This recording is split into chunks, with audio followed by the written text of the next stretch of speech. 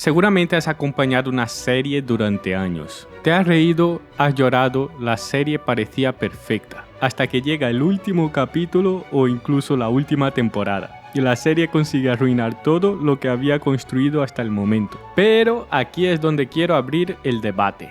¿Es realmente así? ¿El final de una obra puede realmente arruinar toda la obra aunque el camino hasta ese momento haya sido perfecto? ¿O podemos simplemente ignorar el final e imaginar que la serie fue cancelada antes?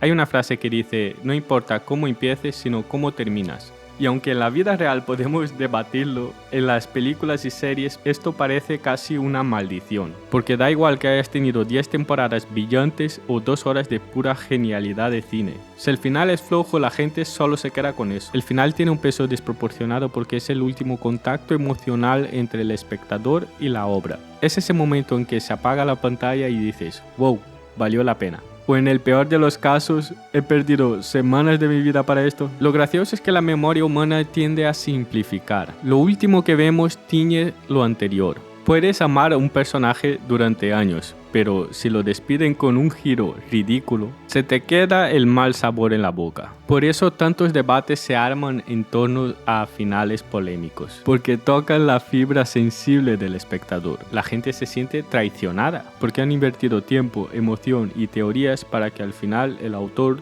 diga, pues ya está, esto es lo que hay.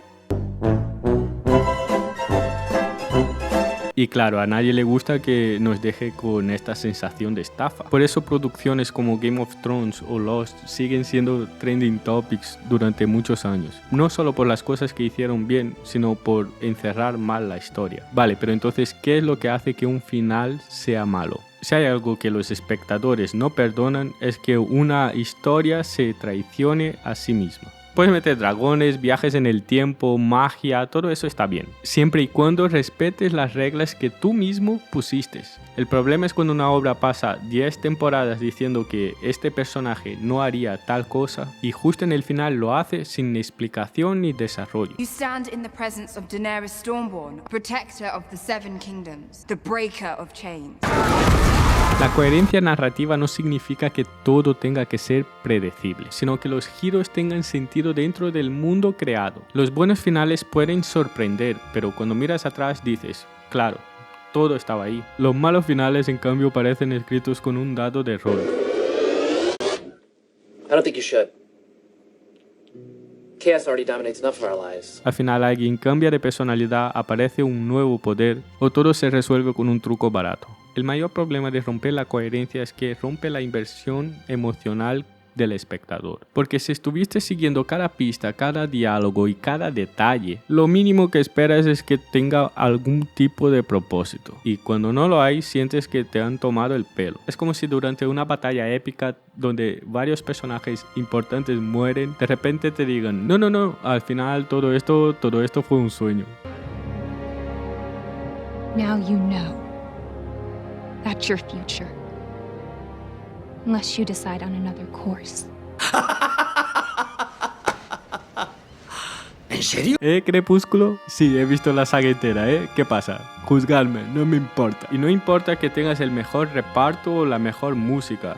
Has engañado al público y ellos no te van a perdonar. Pero cuando hablamos de finales, tenemos que entrar en un debate eterno que nunca tuvo solución. ¿Es mejor que una obra cierre todos los cables sueltos o que deje espacio para la imaginación? Un final abierto tiene la ventaja de dar satisfacción inmediata. Todo se resuelve, los personajes cumplen su destino y tú te vas a la cama sin tener que montar teorías locas por Reddit. En Breaking Bad, por ejemplo, nadie cuestiona lo que pasó con Walter White. Quedó clarísimo. Es un equivalente a un vivieron felices o no, pero al menos lo vimos todo en pantalla. En cambio, los finales abiertos pueden ser brillantes o un dolor de cabeza. Piensa en Inception y esa maldita peonza ahí girando. ¿Es un sueño o es la realidad? Eso genera debates infinitos y mantiene la película viva durante años. Pero también puede ser una forma elegante de decir, no supimos cómo acabar la película, pues tú lo decides. Lo divertido es que los espectadores están divididos. Hay quienes aman los finales abiertos porque se sienten más artísticos y otros los odian porque parece que no devuelve esa inversión emocional. En resumen, o te fascinan o te frustran. La clave está en la ejecución.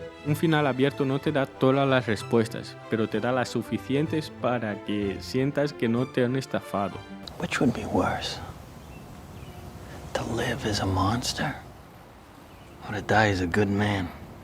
Un mal final cerrado, en cambio, puede darte todas las respuestas y aún así dejarte pensando, ojalá hubiera guardado algo de misterio. Al final lo importante no es si el final es abierto o cerrado, sino si logra dejarte satisfecho y hablando de él. Y un final no siempre tiene que ser feliz para funcionar, pero sí tiene que hacerte sentir algo. Puede ser tristeza, alegría, rabia o incluso confusión, pero lo importante es que te mueva. El verdadero problema de un final no es que no guste, sino que te deje indiferente. Porque seamos honestos, llorar con un final es hasta terapéutico. Lo insoportable es mirar a la pantalla y decir, ¿ya está? ¿Esto es todo? Un buen final puede convertir una obra en inmortal. Piensa en Breaking Bad.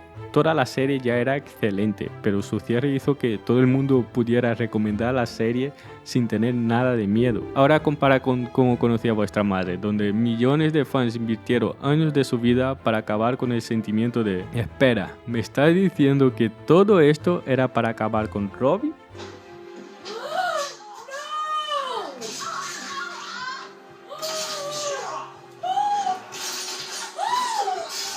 Y claro, ese impacto emocional fue más de traición que de satisfacción. En Cómo conocí a vuestra madre, el mayor problema no fue necesariamente que Ted acabara con Robin. Podrían haber construido de una forma que tuviera un poquito más de sentido. Pero al mismo tiempo, la primera vez que vi ese final, tampoco es que me haya disgustado tanto. El mundo a veces da señales de haberse vuelto loco. Pero analizando más a fondo, y esta es una serie que he visto por lo menos 3 veces completa, me di cuenta que muchos arcos de los personajes que estaban muy bien atados, el final consiguió hacer una regresión. Como todo el arco de Ted, durante toda la serie, el arco de Ted era superar a Robin y madurar lo suficiente para encontrar a la madre. Al final, al matar a la madre y hacerlo que vuelva con Robin, deshace todo ese crecimiento. Básicamente lo regresa al punto de partida, el tipo obsesionado con Robin.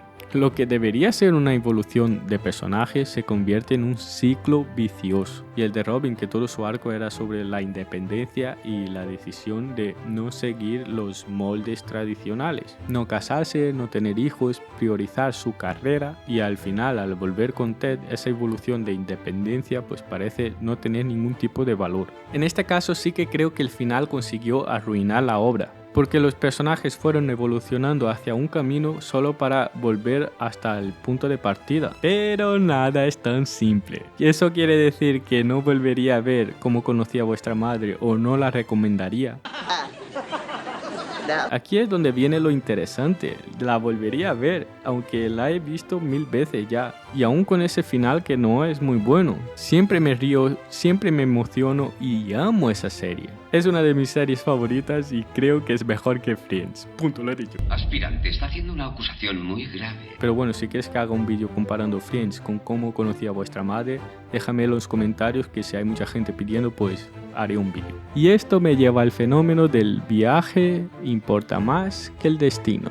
Hay quien dice que lo importante no es cómo termina la historia, sino la experiencia que viviste durante el camino. Y aunque suene a frase de taza motivacional, tiene bastante sentido. Hay series cuyo final puede flojear, pero la experiencia de haberla visto sigue siendo inolvidable. Porque sí, quizás el último episodio de Lost te dejó con cara de poke, pero ¿acaso no disfrutaste de esas noches de teorías locas, discusiones con amigos y 1000 foros diciendo que era todo culpa del humo negro? En la época que salió Lost fue una locura, la gente no paraba de teorizar y hablar de la serie. Yo la vi años después y no vivía esa experiencia en sí, y de hecho sabía más o menos cómo iba a acabar, tenía algo de spoiler, ¿vale? Pero la vi y aún así me encantó la serie, aún sabiendo el final de mierda. El viaje importa porque es ahí donde realmente ocurre la conexión. Los personajes creciendo, los giros inesperados, los diálogos que se te quedan grabados. I am not in danger, Skylar. I am